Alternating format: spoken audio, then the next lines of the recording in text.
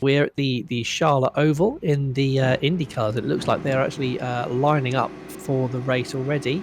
They're going to do almost a Le Mans start where they start kind of adjacent to the circuit behind the pace car, and then they'll file off and do 1 or 2 laps behind the pace car. It'll then pull in and we'll get underway.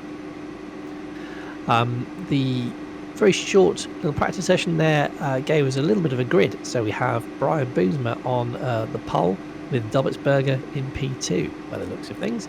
Lucas Raskovitz in 3rd and Rosales in 4th. And they are away. They are not messing around this evening.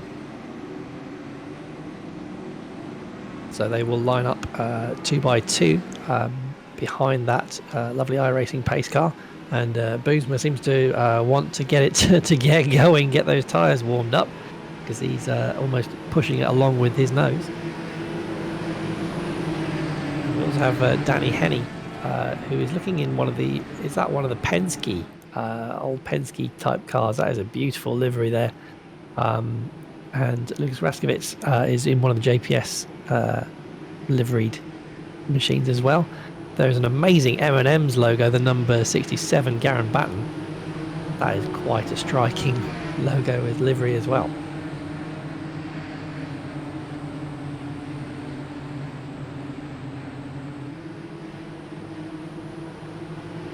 I thought I'd see if I can bring some people into the commentary booth. We've got Spanners. Let's see if you're there. Spanners. I am here. Hello. This is interesting. This is yeah, these things are pretty quick, aren't they? This is going to be they're pretty quick, and what they've done is they've set, because we wanted to not be flat out, race control have gone ahead and set the temperature to oven temperatures, so you have to really lift in the corners here. Nice. And we are away. Sorry to distract you, Spanners. I will kick you back. Thank you. Have a good race. So going away on the first lap, we have it's Danny Henney in the lead in that Penske coloured car, followed by Boomsma, and there's been a massive crash into turn 2. Cars pile up absolutely everywhere for that one, upside down, inside out, all around. So yeah, Henney managed to make it through with Boomsma in second, closely followed by Lucas Raskovitz and Garen Batten moving to the inside to try and take 3rd place in that M&M livery. He has the inside line. Will that mean that he gets it? Because on the upper, he's actually crashed. This is absolute chaos as we go down the back straight. Those back markers, we've already caught up with them, and they are showing absolutely zero respect for the leaders. Danny Henney has made it through unscathed so far, somehow. We have Batten in second, absolutely rammed from behind by Dobbitsberger, who is very, very close to getting him, doesn't quite make it there. Tucked in under the rear wing. He's going to try and move to the inside lane, getting a good slipstream. Here he goes. But as I say, you have to carry a little bit less momentum under there. He has made it through this time. So Garen Batten pulls out of that one, and then they're going to get in the slipstream of the back markers just ahead. Let's see if he can make it round. There is some a lot of tyre smoke that they seem to be flying through at the moment from one of the spinners up ahead. So let's see. Oh, and the 2 of them have just been taken out by a crashing back marker there. So now we have John Lang has made it through, and David Hatton up into 2nd and 3rd place. Danny Henney once again just seems to be able to just sift through the carnage so far. John Lang in the number 48 car with the yellow, cyan and purple, and then we've got it's David Hatton just behind him. So that's the closest battle that we have at the moment. But once again, that could all turn on its head, as there are cars literally everywhere flying up and down. Hatton just made that pass. I have no idea how he managed to scrape himself out of that one. And this is just a demolition derby. There's cars going everywhere. Oh, Hatton gets a little bit sideways, trying to avoid them going down the apron. And this is absolutely edge of the seat stuff. All of that has allowed Danny Henney to get a 2.6 second lead over John Lang, with David Hatton and Kyle Power now in 4th place in the bright green liveried car as well. having to break down the straight as he carves his way through the carnage. It looks like John Lang has got caught up in that carnage, so he is dropping back a bit as well.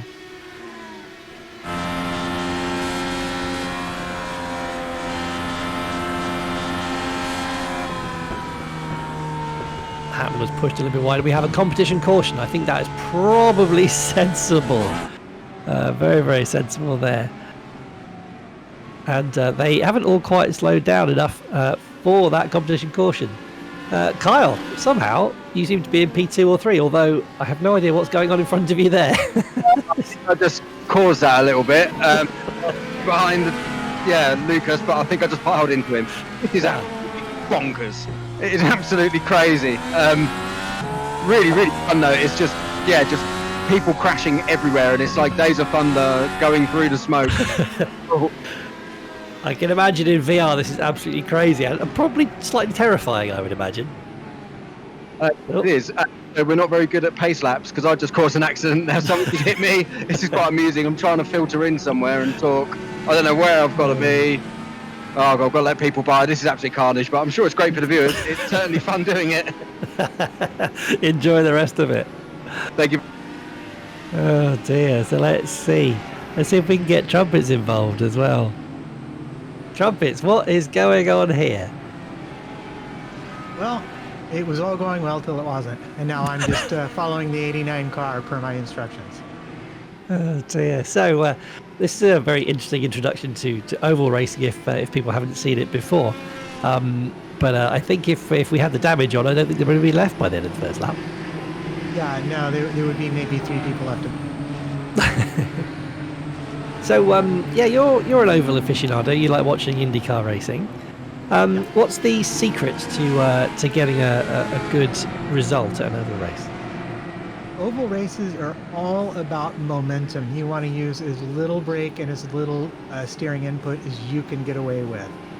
Okay, and on this circuit, they've made the track conditions so that it is a little bit slippery, and you do have to lift off the throttle for the corners. Whereas I think on an ideal day, it's probably flat most of the way around. Is that making it a bit hairy through these really high bank corners? Oh yeah, absolutely. As you can see from the carnage up ahead of me, even Fantastic. under a yellow flag, to touch the brakes is to lock the wheels. Oh wow! And we saw for your races at Spa, you did remarkably well in a couple of those. You were running very high, and then a couple of incidents. What was your race like? Well, first race was actually, I think, it was good till Rich waved me through and I missed my braking point and spun. But I felt like I had a decent comeback from that, so I was happy enough. Second race, I was doing very well. Yeah, I was going to say you were right up there, and I think you're just about. I was at 3 or 4 back markers into the bus stop. Yeah, because we were wondering whether Spanners was gonna get up with you at that point, but it just seemed like you dropped off from there. That was a real shame because you were. Well, what happened was I was exiting the bus stop, and my gosh, like something weird has happened in my Oculus. I feel like I'm looking sideways while I'm looking straight ahead. It's very disconcerting. Anyway, I was just going around back markers, and I thought someone had given me enough space to take the apex out of the bus stop, but their nose was there and just caught my rear wheel. So that ended that race. And then in the last race, I think I net coded with Danny because when on the replay, he completely took my wheel off into turn 1, but he was able to carry on, I guess, with no damage. So, it is what it is. Yeah, but I felt good. I had some good laps. I had some good overtakes and some fun. So. Fantastic. Always the pace car is still out the front, but good luck for the rest of this crazy race. Thank you. Appreciate it. Bit of an insight into oval racing there and into Trumpets evening. I think one of the best things about these missed Apex events is that no matter where you are in that 50 car field, everybody gets a good time. It's always interesting having the reverse grids as well, because you get the fast guys having to try and make their way through the pack and to varying degrees of success, and sometimes that can be a lot of fun to watch. we've got the lights out on the pace car, so it will be coming in the very, very near future. And we have Danny Henny in the pole position again behind the safe car. That is a Neil Singh on the inside of him. The next car back is David Hatton, but he is 5th on the road, so Henny looks like he's going to get a bit of a run here. You've got Kyle Power in 3rd place, just on the outside, so he is going to be right behind Hatton for that restart. Then you've got Nicholas Cardell, who's done remarkably well in both the F3 and in this series as well, actually. So he's having a fantastic debut. I hope he's having a good time. You've got Sam Watley in 5th and Tim Ellis in 6th.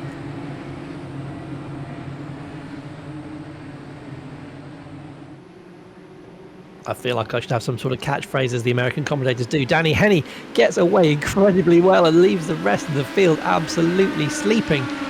Then you have David Hatton. He has made it through as well. Carl Power has got a bit of a run on him, though, trying to keep up. He's gone to the inside lane. And that's Rosales next to Hatton. Hatton is trying to make his way through. There's 3 abreast down the back straight. Somehow those 3 have made it through without crashing, and that's put Carl Power a bit on the back foot because he had to get out of the throttle. Hatton nearly makes an error and goes to the apron. That does give Carl Power a run. He's going to go to the outside. Hatton's going to keep the inside lane. He is dicing with death on that by touching that blue line there, but somehow he managed to keep it out of the wall. So Power still stays in 3rd place behind Hatton. They're coming up to back markers again, who seem to be causing absolute chaos in front of them.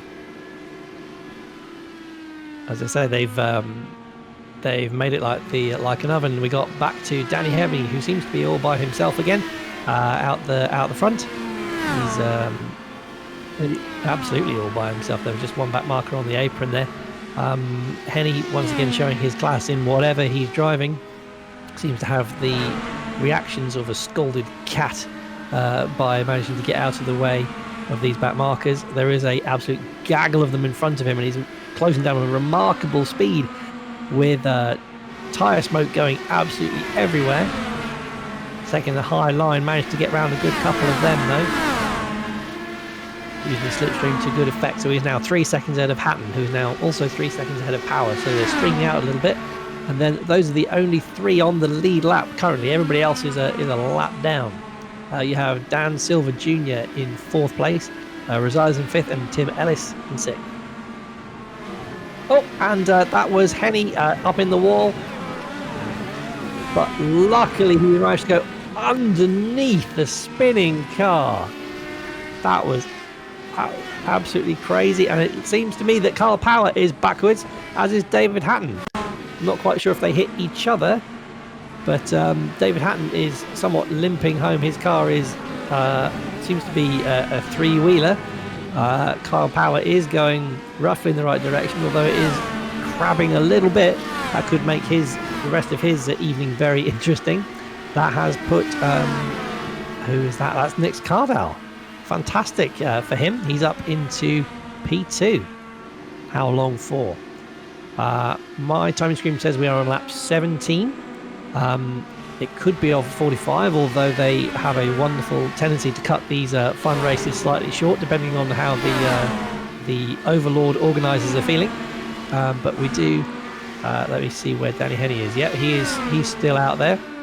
A good 6 seconds ahead, and he is absolutely ploughing on. No concerns from him.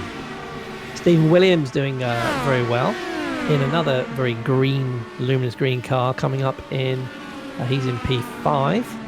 Car number 17. I think he's just absolutely stormed past Adam Rosales, who was on the apron there. Oh, it's absolutely terrifying watching the guys coming back from a spin as they just charge up off the apron onto the main track. It's I can't imagine what this would be like in real life. So yeah, Carl Power still somehow is running high up the order in P3. Despite that error, I guess he was one of the only guys on the lead lap, so it would have taken him a little while to get past him.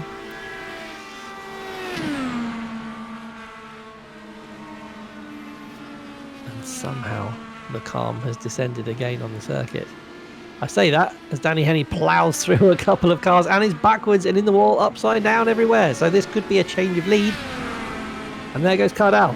Cardell was also involved in that incident, I believe. So he is just on the inside. He has got a broken rear suspension. So that is Kyle Power storming through.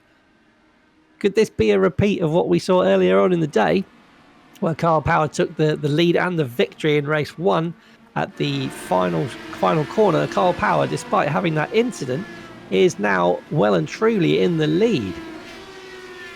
Danny Henny is just rocketing down the field. So as long as Kyle can keep it out of the barriers, which he has not, as I say that, he crashes into one of the back markers and spins around.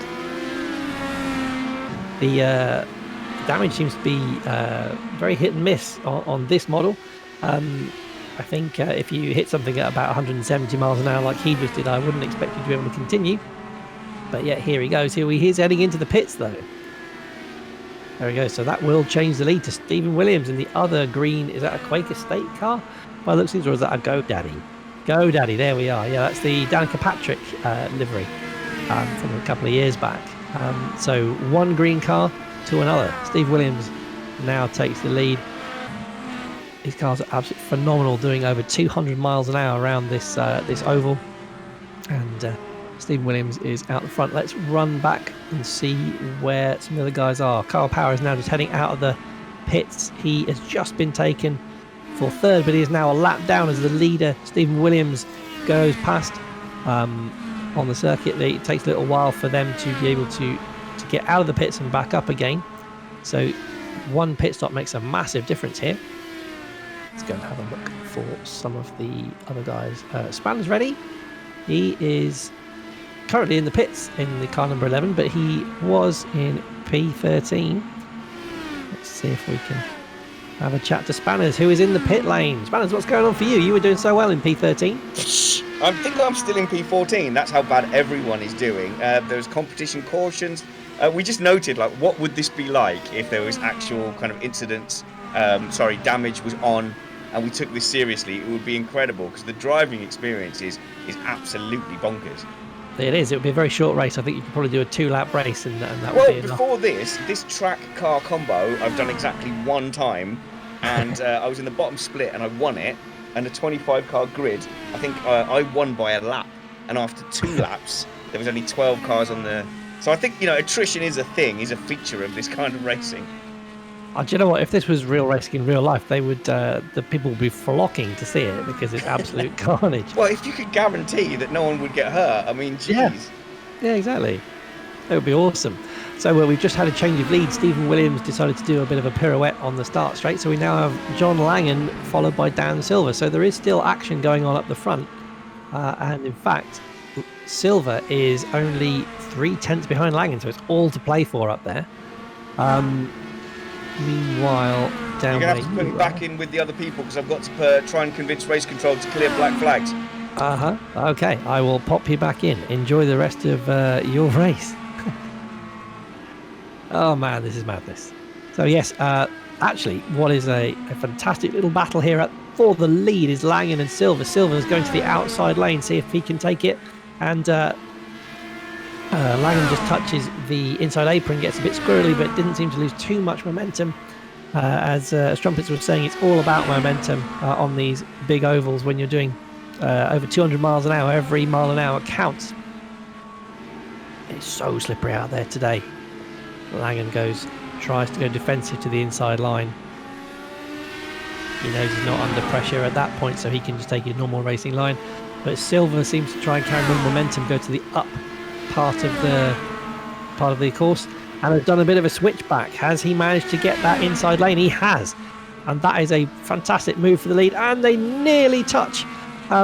Langan decided to go again down to that apron, and it's so slippery down there. They need to stay away from it because he lost a lot of forward drive there, and Silver is still up on the outside.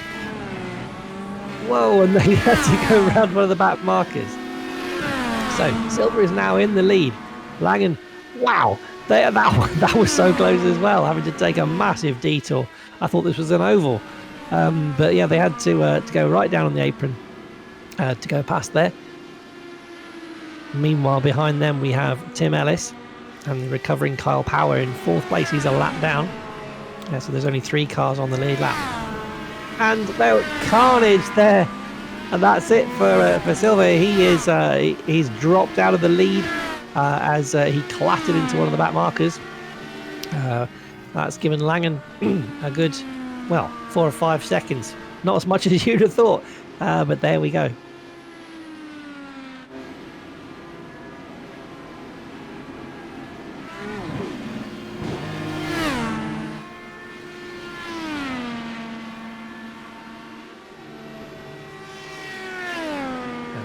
We have a look back at Tim Ellis in 3rd place. He's running that fantastic Jaguar livery that he was running earlier on his Indy car as well. It does transfer very well to this car. Beautiful livery with some American decals as well. He's gone up to 2nd place. So he has now managed to take Silva, who has gone into the pits after that crash damage. You also get stop-go penalties for incident points, which I imagine there's a fair few of at the moment. And Ellis is in 2nd place, and we're about to enter the white flag lap, as they've decided that enough is enough for these guys. They've had well too much fun. So we have Langen, who is going to take a first victory, most likely, in any form of racing for Missed Apex. And this is going to be a coup for him. Ellis in 2nd and Kyle Power in 3rd. How has he managed to keep on that lead lap? That is fantastic for him. So we will go back to watch John Langen. He's in one of the Penske livery cars with, I believe, what looks like a Scotland helmet. That could be a Franchitti tribute. And what a drive this has been for John Langen. He crosses the line. And that is your race winner. Tim Ellis on the back straight. He's under pressure from one of the target cars. Is he going to get taken out on the final lap? I think he's thought better of it and let him some racing room. He comes across the line in 2nd place. I think we have had a change coming in the final lap. Stephen William has just taken Kyle Power, and as Kyle Power just absolutely slams into the pit wall, and that is absolute madness. So thank you so much for joining us for the inaugural Missed Apex Formula 3 Cup evening, and I hope you had fun at the Charlotte Oval for the fun race with the Indy cars. I've been Chris Catman Turner. I've been joined by a wonderful team this evening. I hope you can join us next time.